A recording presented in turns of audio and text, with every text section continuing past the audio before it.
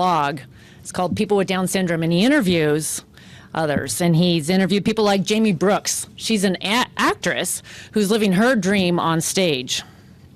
Richard Hansen, he works at Biddy and Bo's Coffee, and his hope is to become manager one day. And my friend Kayla McKeon, she just has a new job. She's walking the halls of Congress now as a manager of grassroots advocacy. And because of the able to work provisions that were included in the Tax Cuts and Jobs Act, people with disabilities will be able to chase their dreams even more. People like Sam, Jamie, Richard, Kayla. They can save more of what they earn when they get those jobs, and it will give them an opportunity to live independent, with dignity, and with purpose. This week, the House is also taking the final steps on our promise to rebuild our military and give our troops a much-needed pay increase. We owe it to our service members to make sure that they have the tools and the resources to safely train, restore readiness, and keep all of us safe. And they go about it every day, here and all around the world. And I think it's important to remember, just last year, that more of our service members were killed in training accidents than actually in combat. The readiness gap is jeopardizing lives and threatening our national security. So it's so important that we come together, both parties, to strengthen our military and set us on a path for a stronger, more secure America. Liz Cheney. Thank you very much, Cathy. It's an honor to be here. There's no more important or even, frankly, sacred obligation than those of us who are elected have than to provide for the defense of this nation. We are facing a complex and grave national security environment, one that features more significant threats than at any time since before World War II. And we're not in a situation today where you can just say conflict is coming, conflict is on the horizon. In many ways, conflict is here. We've got adversaries that are probing, attacking us across a whole variety of measures and means. And for far too long, because of the policies of the Obama administration in particular, because of inconsistent funding from Congress, we've been in a situation where our military has been starved. The Obama administration policies left us with an Army that was smaller than at any time since World War II, a Navy smaller than at any time since World War I, and an Air Force that was the smallest and oldest in history. So because of the work of Speaker Ryan, because of the work of our leadership, because of the work of Chairman Thornberry, we're now in a position where that can end. And that's why we must pass this omnibus. And frankly, we must come to agreement. We must stop talking. We must move to appropriate the funds that we agreed to in the budget deal and in the CAPS deal several weeks ago. It is simply too dire a situation for us to wait any longer. And we can't continue to ask our men and women in uniform to put their lives on the line, to make the ultimate sacrifice, unfortunately, in some cases, without the very best resources and equipment. Our adversaries' capabilities have been increasing and our own have been decreasing. Passing this omnibus is the way to begin to change that and to turn it around. So I urge all of my colleagues to move to vote yes on this omnibus. Thank you. It's good to follow the senior member of the Wyoming delegation. I'm Don Bacon. I served nearly 30 years in the Air Force, 16 assignments, retired as a one-star, and I saw the military performance and capabilities decline, particularly over the last 5-10 years when I served there. And it's something, when I ran as a challenger in 2016, I said this is a #1 priority. When you look at what's happened to our military, we've cut it 18% going back since 2010. While we're fighting 2 wars, we have a worldwide presence and obligation. Our fighter pilots that are flying 11 hours a month to prepare for deployment. That's 1/3 of what they should be flying. We have 58 combat brigades in the Army. Only 5 are ready to fight tonight. And when you look at the Navy, only half of the Navy ship or aircraft are ready to fly any given day. And we can give you statistic after statistic. Our military should be second to none. And when you have your 4-stars saying that our readiness levels are the worst they've seen or on paper since 1977, it demands action. I believe in peace through strength. I believe in deterrence. And this bill that we're going to hopefully pass, I think we will fix our military. We're going to get a 10% increase. If we hold that with inflation for 3 or 4 years, we'll get our military healthy again. Deterrence will be served. We're going to improve our funding on cyber, missile defense. We're going to grow the number of people that are serving so that the burden is shared. I know people in Offutt Air Force Base who have deployed 25 times. That is hard on families. We got to do better. This will be the first pay raise that we're going to see that matches inflation in over a decade for our servicemen and women, important for our families. We're going to start adding more stealth aircraft, start building towards a Navy of 355 ships. I'm excited about what we're doing. This was a #1 responsibility, and I'm excited to have been a part of it. And I want to thank the leadership for putting the emphasis on this, and I look forward to supporting this bill. Thank you. Good morning. We start this morning with heavy hearts. We're hearing reports of a shooting at St. Mary's County in Maryland, and our prayers go out to everybody impacted. Obviously, we're going to be trying to get as much information as we can throughout the day.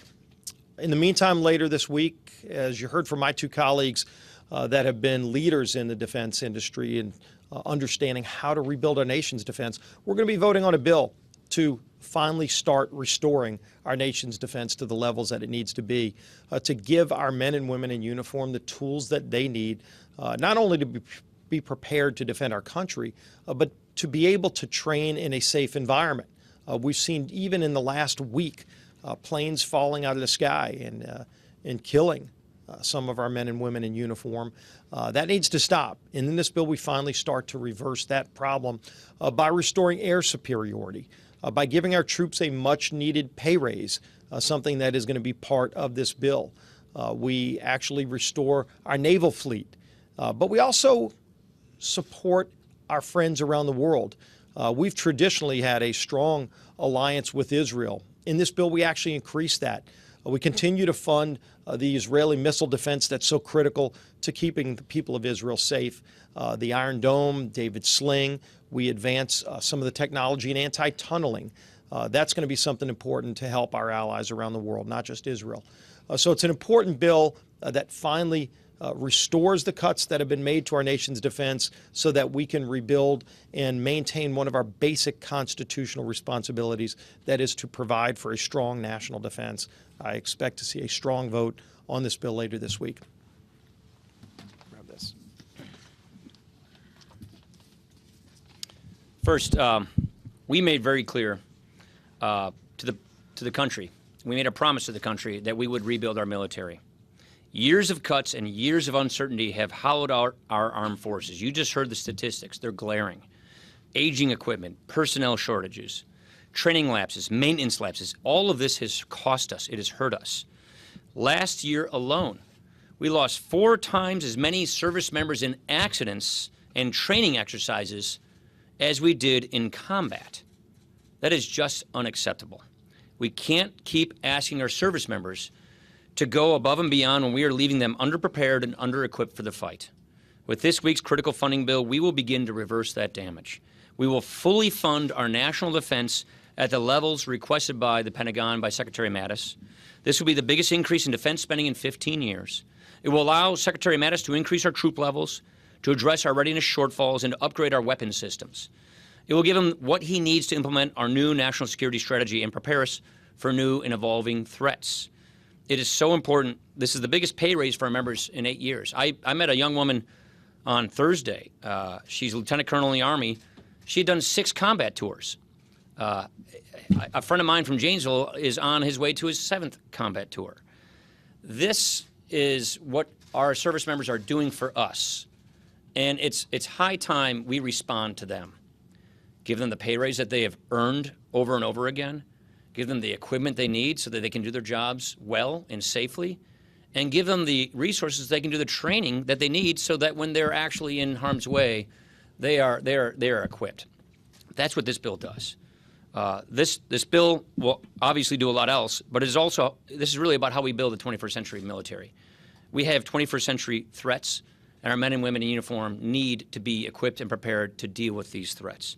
So I want to thank these members of the Armed Services Committee for their leadership. I want to thank the members of the Appropriations Committee as they work to finalize this legislation. This is going to mark a beginning of a new era for our nation's military, and it's high time we do that. Questions? Come on. You were late. Yeah. We'll do the other pregnant lady. Yeah. I'll go to the second. All right. When are we going to see this omnibus? Hopefully soon. Yeah, yeah. I think I'm hoping today. About any short-term CR to give No, we're not talking about that. Look, we got close, but we weren't going to let midnight stop us from finishing our job of negotiating it out. There are some unresolved issues. We're working through them while we speak, and we're hoping to post today. Okay, second pregnant lady. Do you agree with some of your Republican colleagues that the president needs to stop attacking the special counsel and support measures to protect his investigation? Look, first of all, the special counsel should be free to follow through his investigation to its completion without interference. Absolutely. I am confident that he'll be able to do that. I've received assurances that his firing is not even under consideration. We have a system based upon the rule of law in this country. We have a justice system, and no one is above that justice system.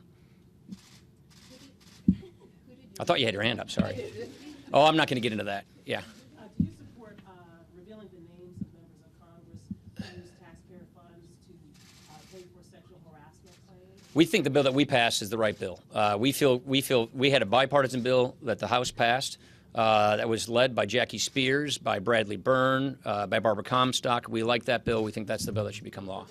The bill only addresses I support the bill because it was a carefully crafted compromise, and we think it's the right way to go. Andy. What does it say about Republican government that Democrats are getting more money for domestic programs than they ever were able to obtain under Obama? Well, first of all, we're pleased with where that domestic funding is going. This bill is not yet resolved, but remember, Andy, we had veterans dying on waiting lists to get care at the Veterans Department, at the Veterans Agency. The VA needed upgrading, the VA needed improving. We think that's important. I think all people, Republicans and Democrats, agree we have a serious opioids crisis in this country.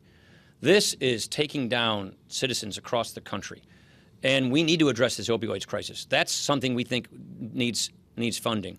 We also believe, based upon the fantastic scientific research by scientists around this country, in concert with the National Cancer Institute, the National Institute of Health, that we have a close chance of getting to some really critical cures.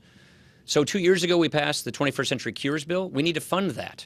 And so those kinds of investments are things that Republicans and Democrats agree on. And we negotiated a compromise budget agreement because, as we just said here, we really think our military is in duress. We are sending men and women to fight for us in combat, under-equipped, with aging equipment, and they don't have the training they need to do their jobs. What's the fighter pilots are a third of the training they need? Yes, before we send them out to fight. So that's critical. The name of the game on the debt and deficit's entitlements. You know that. You've been covering the budget for as long as I've been here. It's entitlements. And regrettably, the House passed the biggest entitlement reform bill Congress has ever considered last year, and regrettably the Senate did not follow suit. So we're just going to have to keep at it on entitlements. Casey. Mr. Speaker, there's another school shooting this morning. There's been discussion of a bill with broad bipartisan support to fix Nick's Yes. to put this in the omnibus. Why not? That's something we're discussing with our colleagues. And do you think ultimately, Yeah, I think we should do Fix Nix. I agree with Fix Nix. That's something we're discussing with our friends on the other side of the aisle. Last question. Soybean. Where do you think stand on exclusions for aluminum and steel tariffs? And have you heard anything? It's a really good question. I wish I knew the answer to that. So, as you know, I believe that we should be targeted in our trade approach. There is dumping and transshipping that's occurring with respect to aluminum and steel. That's what we should be focusing on. We are hopeful and confident that the administration will continue to narrow their approach so that it's less broad-based and more focused on those who are perpetrating these unfair trade practices. So that's really where this has to go. They're working on an exclusion and exemption system. We have not seen the details of that yet, but we are strongly encouraging the administration. Let's focus on the people who are perpetuating these unfair trade practices without hurting allies who are not cheating, who are not dumping. And we also have to take into consideration the affected industries right here in America that use steel and aluminum. We don't want to cost jobs there as well. Thank you very much.